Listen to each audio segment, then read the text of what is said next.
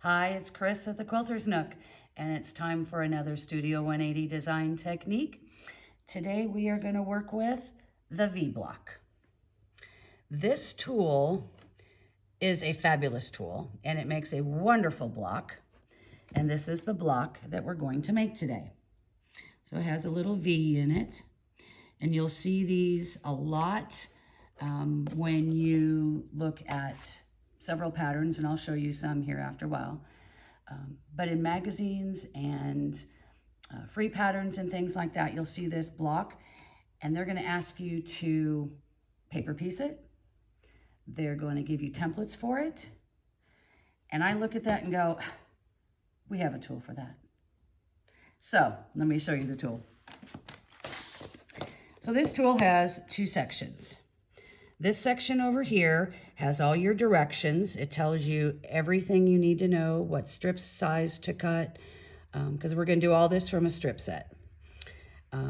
So that's going to be our directions. We're going to trim with this side, and this side is going to be our trim down section. So when we get all finished, we'll trim with this section. All right, let's get started. So I'm going to make a 4-inch finished block. And my tool tells me that I need a 5-inch strip of fabric.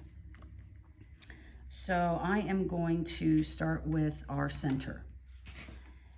And this is an odd way to make this center unit, but we're only going to do it once.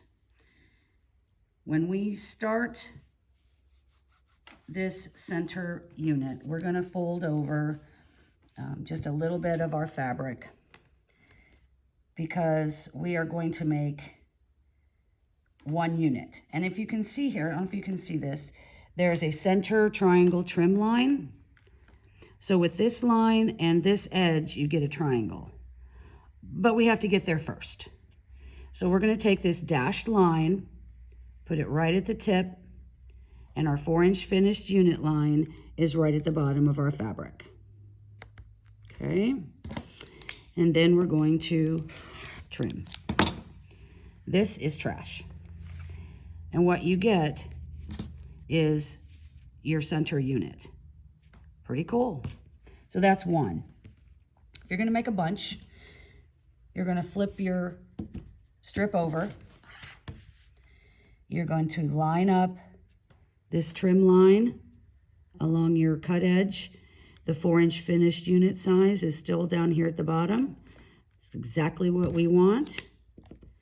And we're going to trim. And you have your second one. Flip it over, trim, flip it over, trim. So every time you do this, you have to flip your fabric. Never your tool, just your fabric. All right, so we have that unit. Now we need to make our side triangles. And our side triangles are also made out of a strip, but we're going to keep our strip folded because we need the mirror imaged pieces. So this time we're going to take the solid line for a side triangle, and it says cut line for side triangles right there. Your 4-inch finish unit line is along the bottom of your fabric. Perfect. And it has a little blunt point at the top, and that's what we want because this is all oversized, remember. And then we're going to cut. Every cut makes enough pieces for one block. So if you're going to do another trim, we have a second trim, and we're going to rotate our tool all the way around, and it says side triangle trim number 2, and we have a nice long diagonal there. And this time the tool is going to sit on the bottom of your fabric. That line is right there where we cut. Perfect. And you cut another pair. So you keep doing that, rotating your tool for however many blocks you're going to make. To make this, put this unit together, we want to make sure that it looks like a square, right? If we turn these this way, that's not going to be a square. So just pay attention to the orientation of your side triangles, and you'll be in good shape. Make sure it turns into a square. We're always going to start, just for consistency's sake, with the right-hand side triangle. And we're going to flip him over on top of our base triangle.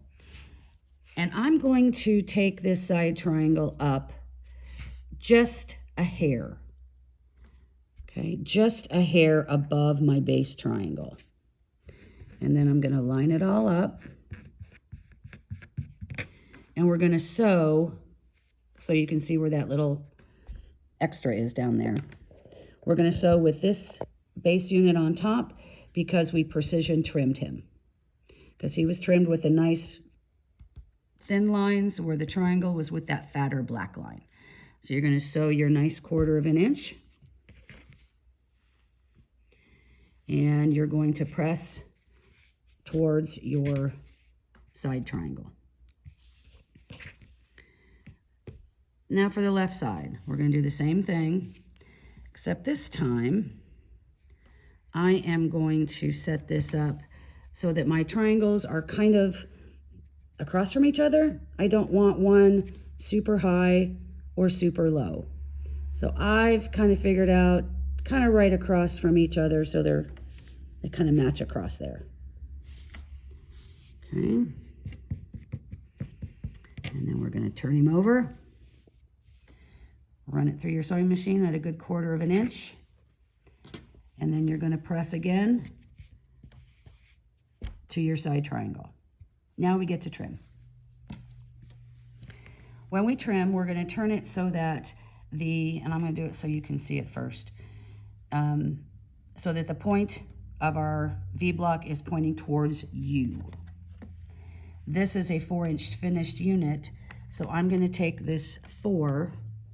You can see that. There's a 4 right there in a little V. That 4 is going to sit right in that little notch. And you've got this diagonal on this seam line and this diagonal on this seam line. And that's what we're aiming for, because we have enough to trim all the way around.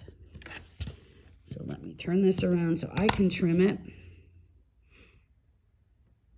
Lining up those side pieces, putting my 4 right there in the tip. And we're going to trim up and across. Turn him around, and we're going to take the 4.5-inch square up lines along our cut side, and you'll see there's an X right there at the tip. That X is your seam allowance. So we don't want to have our blue anywhere above that tip, or you're going to lose that tip when you sew. Cut up, cut across, and you have a perfect little V-block. Fun little unit, quick to make. You can put these together like that, and you got a nice little diamond shape going on. You could put them together tip to tip, and if you did those all the way across, you'd have a nice little border. But let me show you some patterns that we have that include the V-block. So this is Galaxy. And you'll see like this little blue right here is a V-block. These are all V-blocks running through here. So that's a fun little pattern you could do. We have Doubly Charmed. We have V-blocks up there that make little stars. We have Stormy Stars. And these are all V-blocks. And then we have Wallflowers, Blooming Wallflowers. And these are V-blocks, and these units, these blocks are set on point. But all these colors are your V-blocks. So V-block is a fun little unit to make, quick and easy. I'd love to show you how if you want to stop in. That's going to be a V-block for you. And next time we're going to do one technique that incorporates this V-block. So stay tuned.